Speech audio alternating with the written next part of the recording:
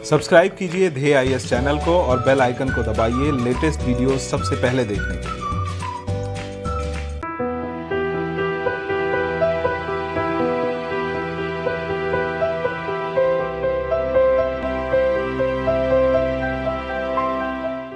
नमस्कार, मैं सुनील वर्मा ध्येय आईएएस टीम की ओर से आपका स्वागत करता हूं ध्येय टीवी पर। हम बात करेंगे डेली करंट अफेयर्स के अपने प्रोग्राम पर, जैसा कि हम प्रतिदिन करते आए हैं। आज के वीडियो में मैं दो टॉपिक डिस्कस कर रहा हूं। पहला जो टॉपिक है उसमें हम बात करेंगे फ्रांस द्वारा माली में किए गए हवाई हमले पर। समझने का प्रयास करेंगे कि अफ्रीका का जो साहिल क्षेत्र कितने लंबे समय से आतंकवाद का गढ़ बना हुआ है और कैसे यहां पर जो आतंकवाद की जड़ें हैं वह मजबूत होती जा रही थी, और उन्हीं जड़ों को तोड़ने के लिए, उखाड़ने के लिए फ्रांस ने जो हवाई हमला किया है उसका बैकग्राउंड क्या है। यह जो टॉपिक है आपके यूरोप और अफ्रीका महाद्वीप में आतंकवाद के खात्मे के लिए और साथ ही साथ इंटरनेशनल रिलेशन के पॉइंट ऑफ व्यू से काफी महत्वपूर्ण है। यहां से हमें सीखने को मिलेगा कि अगर हमें आतंकवाद का खात्मा करना है तो हमें किन किन गलतियों को दोहराने की जरूरत नहीं है।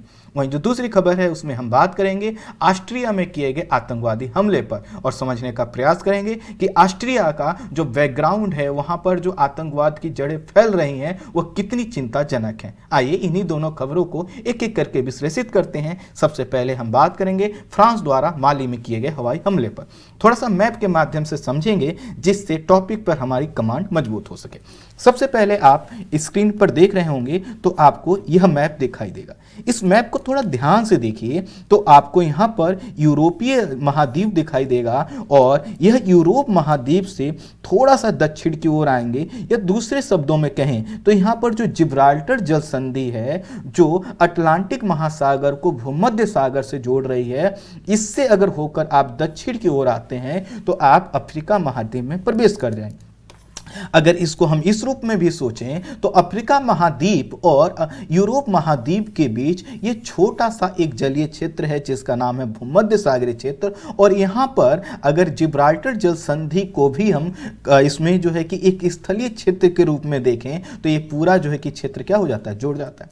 तो कुल मिलाकर अगर यह जो दोनों महाद्वीप हैं एक दूसरे के इतने समीप में हैं, अगर सोचिए कि यह वाला जो क्षेत्र जहाँ पर मैं सर्कल बना रहा हूँ, यहाँ पर अगर आतंकवाद की जड़ें मजबूत होती हैं तो क्या सिर्फ अफ्रीका महाद्वीप पर भी इसका प्रभाव पड़ेगा, या फिर यह जो यूरोप महाद्वीप है यहां पर भी हमले होंगे जैसा कि फ्रांस इस समय फेस कर रहा है। थोड़ा सा फ्रांस की लोकेशन देखिए। फ्रांस की लोकेशन आप यहां पर देख पा रहे होंगे, और इसके दक्षिण में यहां पर यह जो माली है और यहां जो समीपवर्ती अन्य देश हैं, यहां पर अल-कायदा, आईएसआईएस, बोको हराम जैसे संगठन न सिर्फ मजबूत हो रहे हैं, उन्होंने अपना विकास काफी कर लिया है। तो दरअसल हमें समझना है कि यहां पर जो आतंकवाद की जड़ें हैं वह कब से फैल रही हैं।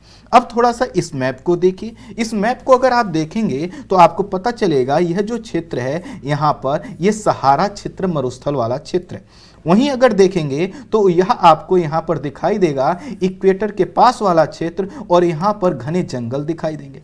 यहीं पास में ही एक और क्षेत्र है जिसका नाम है साहिल क्षेत्र, और जो साहिल क्षेत्र है वह सहारा के दक्षिण में है। साहिल क्षेत्र वह क्षेत्र है जो मरुस्थल तो नहीं है, लेकिन भविष्य में मरुस्थल बन सकता है यदि हमने मरुस्थलीकरण की समस्या को नहीं रोका। स्वाभाविक है जब यह क्षेत्र मरुस्थलीकरण की समस्या या फिर मरुस्थल जैसी क्लाइमेट का सामना करता है तो यहाँ पर कृषि या अन्य चीजों का जो विकास है वह सामान्य देशों की तरह नहीं हो पाता। और खासकर जो अफ्रीका महाद्वीप है इसके विषय में तो हम लोग जानते हैं कि यह क्या है, संसाधनों में तो धनी है, लेकिन यहाँ पर तकनीकी विकास ना हो पाने के कारण, यहाँ के संसाधनों का दोहन ना होने के कारण, यहाँ पर पूंजी के अभाव के कारण इसका विकास नहीं हो पाया है, जिसके कारण यहाँ पर जो गरीबी है, पिछड़ापन है, अशिक्षा है, जो टेक्निकल डेवलपमेंट है वो काफी कम हुए हैं, और इन सभी चीजों की वजह से यह जो क्षेत्र है यहाँ पर आपको एक पिछड़ापन दिखाई देगा। अब जब पिछड़ापन यहां पर दिखाई दे रहा है तो क्या होगा कि जैसे ही हम आतंकवाद की जो गतिविधियां हैं या जो आतंकी संगठन है, जैसे कि अभी कुछ समय पहले हम लोग इस्लामिक स्टेट का सामना कर रहे थे, आईएसआईएस का सामना कर रहे थे, तो जब आप यह मध्य पूर्व वाला जो क्षेत्र देख रहे हैं यहां से जब इसको समाप्त करेंगे तो ये क्या करेगा, फिर से कोई नया क्षेत्र बना लेगा और इसी नए क्षेत्र को हम अगर यहां पर देखें तो ये आपका यह क्षेत्र है। अर्थात यहां पर आईएसआईएस मजबूत हो रहा है, अलकायदा मजबूत हो रहा है, जिनको खत्म करने की बातें हम करते आए हैं। तो कुल मिलाकर यह जो टॉपिक है काफी इंटरेस्टिंग है और थोड़ा सा समझने वाला है। ये सिर्फ एक हमला नहीं है, ये जो है कि एक रणनीति का हिस्सा है, इसीलिए हम इस टॉपिक को रणनीति के रूप में डिस्कस करेंगे। अब देखिए यहां पर एक शब्द लिखा हुआ है साहेल क्षेत्र, इसको सहेल क्षेत्र भी बोलते हैं, साहेल क्षेत्र भी बोलते हैं। इसको अगर देख पा रहे होंगे तो इसका जो विस्तार है यह अटलांटिक महासागर से लेकर लाल सागर तक है और इसका जो विस्तार जिन देशों में दिखाई देगा वह है मॉरिटेनिया, माली, नाइजर, नाइजीरिया, चाड और सूडान और इरिट्रिया। ये जितने नाम हैं सब आप याद रखिएगा, प्रारंभिक परीक्षा के पॉइंट ऑफ व्यू से काफी महत्वपूर्ण। यह जो क्षेत्र है आपको पता है इन क्षेत्रों के दक्षिण का यह जो कोस्टल एरिया है, इन कोस्टल एरिया में कई प्रकार के प्राकृतिक संसाधन मिलते हैं जिन पर नियंत्रण के लिए यहाँ पर जो आतंकी संगठन है वह क्या करते हैं, यहाँ की जो सरकारें हैं उनसे संघर्ष करती आई हैं। खासकर जो अंदर वाला क्षेत्र है यहाँ पर भी जो है कि कई प्रकार के प्राकृतिक संसाधन हैं और उन संसाधनों पर किसका नियंत्रण रहे, इसीलिए आतंकवादी जो संगठन है उस पर अपना नियंत्रण स्थापित करने का प्रयास करें। लेकिन कुछ देश हैं जिसमें फ्रांस भी शामिल है और यहाँ की जो सरकारें हैं वह यह चाहती हैं कि यहाँ पर स्थिरता बनी रहे, यहाँ पर विकास की प्रक्रिया आगे बढ़े, जिससे यहाँ के संसाधन का दोहन न सिर्फ फ्रांस बल्कि यहाँ की सरकारें और अन्य देश भी कर सकें। इसके लिए जरूरी है यहाँ पर शांति बनी रहे और जो शांति बनाने का जो प्रयास है वह लंबे समय से किया जा रहा है, लेकिन सफलता भी नहीं मिल पाई है। सफलता इसलिए नहीं मिल पाई है क्योंकि यहाँ पर जो आतंकवाद की जड़ें हैं वो काफ़ी मजबूत हैं, लेकिन फ्रांस ने जो अब किया है उससे काफ़ी कुछ सफलता मिल सकती है। ये देखिए, ये आपका साहिल क्षेत्र का है इमेज है, इसको आप देख पा रहे होंगे। तो गर्मियों का जब समय आता है, जब वर्षा नहीं होती, तो पूरा क्षेत्र इस रूप में कन्वर्ट हो जाता है। जब इस रूप में कन्वर्ट हो जाएगा तो यहाँ पर रहने वाली आबादी के लिए क्या होगा, जो यहाँ पर माइनिंग है या जो अन्य प्रकार के डेवलपमेंट है, चाहे इंडस्ट्री से लेकर हो किसी भी प्रकार की, उस पर उनकी निर्भरता रहेगी। और जब निर्भरता उस पर रहेगी, उन्हीं चीजों का विकास नहीं हो पाएगा, तो समझ सकते हैं कि यहाँ की जो जनसंख्या है वह क्या करेगी, अपनी गरीबी को दूर करने के लिए वह आतंकवादियों की जड़ में फंस जाएगी। जैसे कि यहाँ पर यहाँ के जो युवा हैं, यहाँ के जो बच्चे हैं, वो भी आतंकवादी संगठनों में शामिल होते आए हैं। बोको हराम पर मैंने स्पेशल वीडियो बना रखा है, आप प्लेलिस्ट में जाकर देख सकते हैं। मैंने उसमें बताया है कैसे 7 साल के 8 साल के बच्चों को उसमें जबरदस्ती शामिल किया जाता है और कई बार युवाओं को जो है कि ये अट्रैक्ट भी करते हैं, उनका ब्रेन वॉश भी किया जाता है। कुल मिलाकर यह जो क्षेत्र है पहले ऐसा क्षेत्र हुआ करता था, लेकिन वर्तमान में यह मरुस्थलीकरण की समस्या का भी सामना कर रहा है। अर्थात यदि हमने यह जो तस्वीर को इस रूप में परिवर्तित कर दिया है, अगर हमने आने वाले समय में यहाँ की चुनौतियों को जो है कि किसी ब्रॉड एस्पेक्ट में देखने का प्रयास नहीं किया, तो यहाँ पर की जो चुनौतियां वो समाप्त नहीं होंगी। थोड़ा सा टेक्स्ट के माध्यम से समझते हैं। साहिल या सहेल पट्टी अफ्रीका के पश्चिम में पश्चिम से पूर्व तक फैला हुआ एक क्षेत्र है जो सहारा के रेगिस्तान के दक्षिण में, अर्थात जो सहारा रेगिस्तान है उसके दक्षिण में है। और यह क्या करता है, जो साहिल क्षेत्र है इधर सहारा मरुस्थल है और इसके दक्षिण में देखेंगे तो एक आर्द्र क्षेत्र है जहां पे वर्षा खूब होती है, जहां पे घने वन है। इनके बीच में एक संक्रमण पट्टी का निर्माण करता है और कौन करता है, यह साहिल पट्टी क्षेत्र। इसका जो विस्तार है यह जो है कि आपको दिखाई देगा आपके पश्चिम अफ्रीका से लेकर पूर्व अफ्रीका तक, अर्थात मॉरिटेनिया से लेकर जो हमने इरिट्रिया तक का आपका लोकेशन दिखा। इसकी जो लंबाई है लगभग 3862 किलोमीटर है, इसकी चौड़ाई कुछ 100 किलोमीटर से लेकर हजारों किलोमीटर तक है और यह आपको अटलांटिक महासागर से लेकर लाल सागर तक विस्तृत दिखाई देगा। यह इसके अंतर्गत जो देश आते हैं वह है सेनेगल, मॉरिटेनिया, माली, बुर्किना फासो, नाइजर, नाइजीरिया, चाड, सूडान और इरिट्रिया। इनका नाम आपको याद याद रखना है, इसलिए मैं बार बार इनका जिक्र कर रहा हूँ। ये जो क्षेत्र है आर्थिक विकास में पिछड़ा हुआ है और कई प्रकार की पर्यावरणीय और मानवीय चुनौतियां और अस्थिरताएं हैं वो भी बनी हुई। मानवीय अस्थिरताओं में राजनीतिक अस्थिरता, अर्थात यहाँ की जो सरकारें हैं चूंकि कबीलाई समुदाय है और उसमें संघर्ष होता रहता है, इस वजह से राजनीतिक अस्थिरता देखी जाती है। यहाँ पर जो सैनिक तख्तापलट की घटनाएं आपको देखने को मिलती हैं, जैसा कि कुछ समय पहले हमने माली में देखा था। यहाँ पे गरीबी है, यहाँ पर कुपोषण है और इन सभी कारणों की वजह से यहाँ के जो लोगों का जीवन स्तर है वह निम्न स्तर का है। और इस क्षेत्र में इसी इन सब परिस्थितियों के बीच Islamic State, Boko Haram, al Qaeda और कई अलग जो कट्टरपंथी आतंकवादी संगठन है वह अपनी जड़ों को मजबूत कर रहे हैं और उस पूरे क्षेत्र में अस्थिरता और असुरक्षा की कंडीशन क्रिएट कर रहे हैं। यहाँ पे अस्थिरता और सुरक्षा की स्थिति उत्पन्न होना न सिर्फ पूरे अफ्रीका महाद्वीप, पूरे यूरोप महाद्वीप, बल्कि पूरे विश्व के लिए खतरा है, क्योंकि हम ISIS को देख चुके हैं कि कैसे ISIS ने सिर्फ जो है कि कुछ क्षेत्रों पर नियंत्रण स्थापित करके पूरे विश्व में कैसा भय का माहौल क्रिएट किया था। इस्लामिक स्टेट ने मध्य पूर्व में कमजोर पड़ने के बाद इस क्षेत्र में अब अपनी जो जड़ें हैं उनको मजबूत करना प्रारंभ कर दिया है और अलकायदा की जड़ें यहाँ पर पहले से मजबूत हैं। बोको हराम जो दुनिया के सर्वाधिक घातक संगठनों में से माना जाता है, आतंकी संगठन है, वह तो पहले से यहाँ पर बहुत ज्यादा मजबूत है। गरीबी, अशिक्षा, अस्थिरता और आंतरिक जो संघर्ष चलते हैं, जो यहाँ के ग्रुप हैं, संगठन हैं, जो विद्रोही हैं, उनके वजह से यहाँ के जो युवाओं और बच्चों को इसमें शामिल किया जाता है। और यूनिसेफ की रिपोर्ट कहती है कि जो बच्चे इसमें शामिल नहीं होते हैं उनमें से कई बच्चों को किडनैप करके बलपूर्वक इसमें शामिल करवा दिया जाता है। और इन सभी कारणों की वजह से क्या होता है कि जो पूरा क्षेत्र है आतंकवाद का गढ़ बन जाता है और आतंकवाद का गढ़ बनने की वजह से यहाँ पर जो स्थिरता है वह बढ़ जाती है।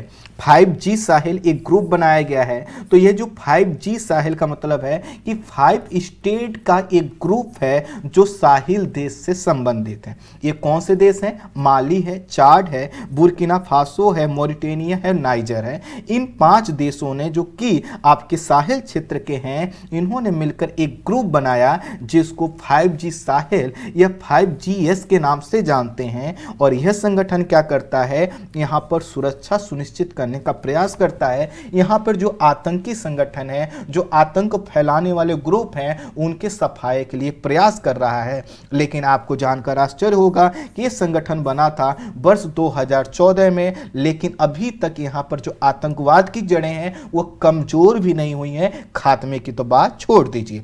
और यह जो ग्रुप बनाया गया था इसका मुखिया था फ्रांस, और फ्रांस ने कहा कि हम क्या करते हैं, इन सभी देशों से कहा कि हम लोग ग्रुप बनाते हैं और मिलकर यहां पर आतंकवाद का सामना किया जाएगा। अर्थात जो लोग कह रहे हैं कि फ्रांस ने किया है तुरंत केवल बदले के लिए कार्रवाई की है, सिर्फ बदले की कार्रवाई नहीं है, बहुत कुछ है, उसको हमें समझना है। कुल मिलाकर फ्रांस ने इन देशों से कहा हम ग्रुप बनाते हैं और क्या करेंगे, एक काउंटर टेररिज्म हम क्या करेंगे, ऑपरेशन चलाएंगे और यहां से आतंकवाद का सामना करेंगे। उद्देश्य यह है कि यहां पर विकास किया जाए, यहां पर सुरक्षा बढ़ाई जाए, यहां पर जो नीति का क्रियान्वयन है उसको सुनिश्चित किया जाए।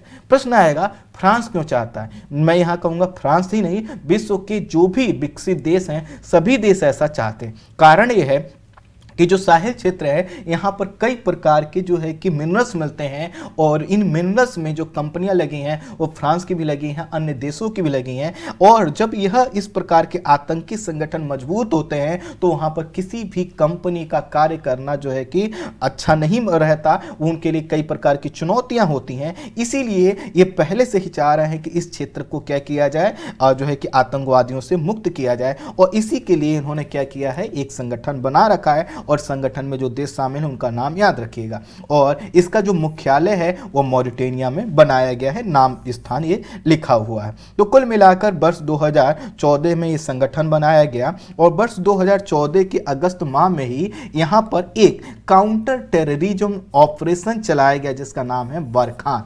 तो जो बरखान ऑपरेशन था यह प्रारंभ किया गया था कि यह जो साहिल क्षेत्र है इसको आतंकवाद से मुक्त करना है। और इसमें स्टार्टिंग में फ्रांस ने ने लगभग अपने 3000 सैनिकों को भेजा और कहा कि हमें क्या करना, इस क्षेत्र को आतंकवाद से मुक्त करवाना। आपको जानकर आश्चर्य होगा कि 40 से अधिक जो है कि फ्रांस के जो सैनिक हैं उनकी यहाँ पर मौत हो चुकी है। और एक अटैक अभी कुछ समय पहले यहाँ पे हुआ था जिसमें 50 सैनिक मारे गए थे। हालांकि सभी सैनिक जो है कि फ्रांस के नहीं थे, लेकिन फिर भी यहाँ पर जो अटैक आतंकवादियों के द्वारा किया जाता है वह आए दिन होता रहता है। और इन सभी ने ऑपरेशन बरखान के माध्यम से क्या किया, यहाँ पर स्थिरता लाने, आतंकवाद को समाप्त करने का प्रयास किया, लेकिन अभी तक ये संभव नहीं हो पाया है। हालांकि कई जो यूरोप के कई देश या फिर सुरक्षा परिषद के जो सदस्य देश हैं वो भी, और कई अन्य जो संगठन हैं वो भी क्या कह रहे हैं कि यहाँ पर जो विद्रोही गुट है या जो आतंकी गुट हैं, जैसे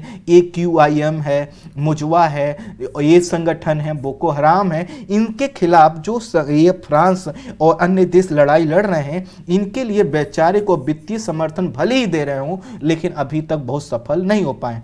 इस समय फ्रांस के लगभग 5000 सैनिक यहाँ पर हैं और इन जो आतंकवादियों का वो सामना कर रहे हैं, लेकिन अभी बहुत कुछ हासिल नहीं हो पाया है। जो यहाँ के जो आतंकी संगठन हैं वह मजबूत भी हो रहे हैं और उनका प्रभाव भी बढ़ रहा है। आए दिन ये हमला करते हैं और यहाँ के जो प्राकृतिक संसाधन हैं उस पर कब्जा कर लेते हैं और इसकी वजह से यहाँ पर भय और असुरक्षा की भावना हमेशा बढ़ती रहती है।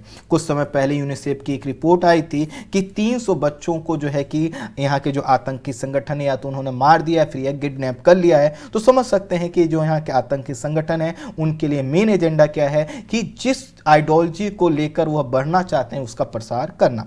जनवरी 2020 में ही फ्रांस के राष्ट्रपति इमैनुअल मैक्रोन ने कहा था कि वह इस क्षेत्र में फ्रांस के सैनिकों की संख्या को बढ़ाएंगे और जो 5G साहिल के देशों के साथ मिलकर इन्होंने कहा था कि हम क्या करेंगे, इस पूरे क्षेत्र को आतंकवाद से मुक्त करेंगे। और उसी समय फ्रांस के साथ साथ जो 5G साहिल के देश थे उन्होंने अमेरिका से भी अनुरोध किया कि जो समीपवर्ती देशों में जो अमेरिका जो सैनिक अपने रखता है उनको वो वापस ना बुलाए, क्योंकि यह क्षेत्र अभी भी आतंकवाद के पॉइंट ऑफ व्यू से काफ़ी संवेदनशील है। लेकिन 2 नवंबर 2019, ध्यान दीजिए 2 नवंबर की डेट है और आपको पता चला होगा 2 नवंबर को ही फ्रांस ने सूचना दी कि उसने क्या किया है, माली में हवाई हमला किया है और वहां के 50 से अधिक आतंकियों को मार दिया है। लेकिन 2 नवंबर 2019 अर्थात ठीक एक साल पहले यहां पर क्या हुआ था, एक सैन्य ठिकाने पर आतंकवादियों ने हमला किया था जिसमें 54 सैनिक जो है कि मारे गए थे, जो सैनिक थे वो मारे गए थे। आप समझ सकते हैं कि इनके इरादे कितने मजबूत हैं। 2 नवंबर 2019 में हुई माली में जो ये जो हमला किया गया था, सैन्य हमला, जिसमें 54 जो है कि सेना के जवान मारे गए थे, इसमें यह जो हमला हुआ था ये माली में हुआ था। तो इसकी जो इस आतंकवादी घटना की जो है कि बरसी से 2 दिन पहले ही फ्रांस ने क्या किया है, माली में हवाई हमला करके 30 अक्टूबर को क्या किया है, 50 से अधिक आतंकियों को मार गिराया है। तो यहाँ पर ध्यान दीजिएगा कि यह जो हमला किया गया है माली में किया गया है, लेकिन माली ऐसा नहीं कि बिना माली से पूछे ऐसा कर दिया। दरअसल जैसा कि हमने बताया कि जो 5GS का जो ग्रुप था वो पहले से इस क्षेत्र में आतंकवादियों से लड़ रहा था, तो उनको साथ में लेते हुए ऑपरेशन जो बरखान प्रारंभ किया गया था, तो ऑपरेशन बरखान के तहत ये हमला किया गया है और उसमें क्या किया गया है, इन आतंकियों को मारा गया। फ्रांस की रक्षा मंत्री फ्लोरेंस पार्ली ने कहा है कि फ्रांस ने देश में कई जगह आतंकी वारदातों के पिछले हफ्ते जो घटनाएं हुई हैं उनसे अब अपने आप को मजबूत किया है और उसने क्या किया है, जो जिहादी विरोधी अभियान थे उनकी शुरुआत कर दी है। और शुरुआत किससे की गई है, जो कट्टरपंथी जो जिहादी संगठन है उन पर हमला करके। फ्रांस सरकार द्वारा दी गई सूचना के अनुसार यह ऑपरेशन उस इलाके में हुआ जो बुर्किना फासो और नाइजर की सीमा के पास है।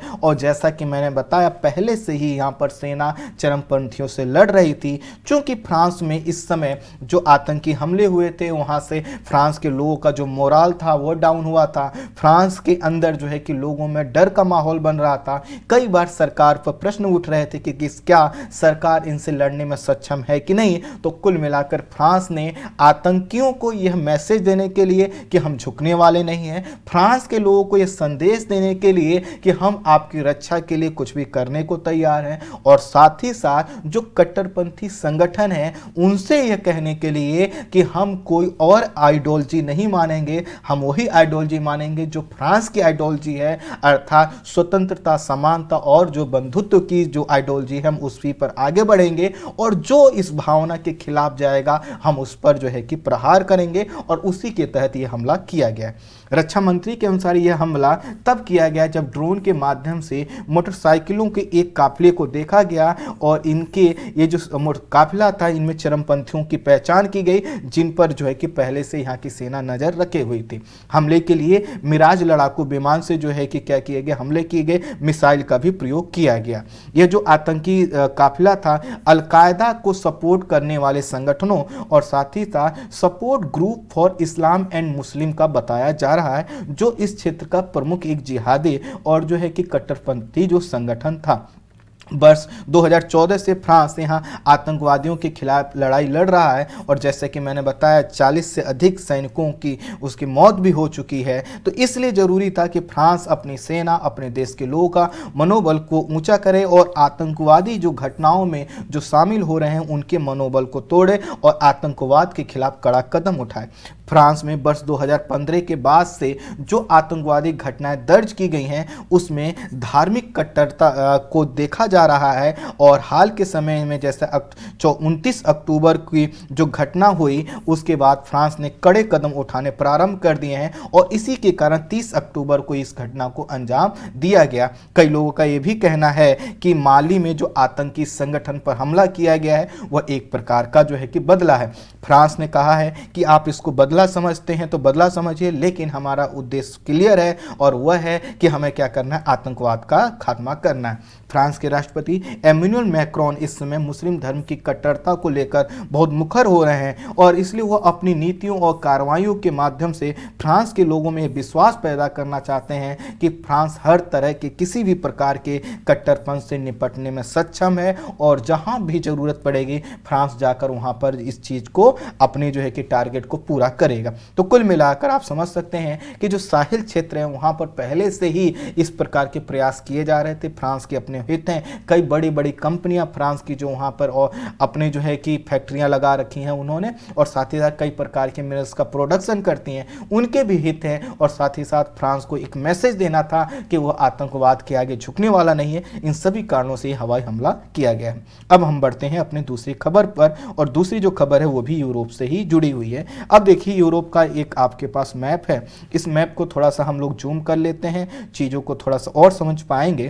तो अभी हमने फ्रांस का जिक्र किया, अब उसके पास में ही थोड़ा सा एक देश है उसको थोड़ा सा हम देखते हैं, और यह जो देश है यह आपका है ऑस्ट्रिया। ये थोड़ा सा छोटा दिखाई दे रहा है, हम इसको बड़ा कर देते हैं। मैं बस इसको पास में करके आपको दिखाना चाह रहा था कि जो घटनाएं हो रही हैं वह कितनी पास पास में है उसके लिए। अब थोड़ा सा हम और इस मैप को देखते हैं, यूरोप का ये जो मैप है इसको देखते हैं, इसको थोड़ा सा बड़ा करते हैं, इसमें चीज़ें थोड़ा सा और आपको स्पष्ट हो सकें।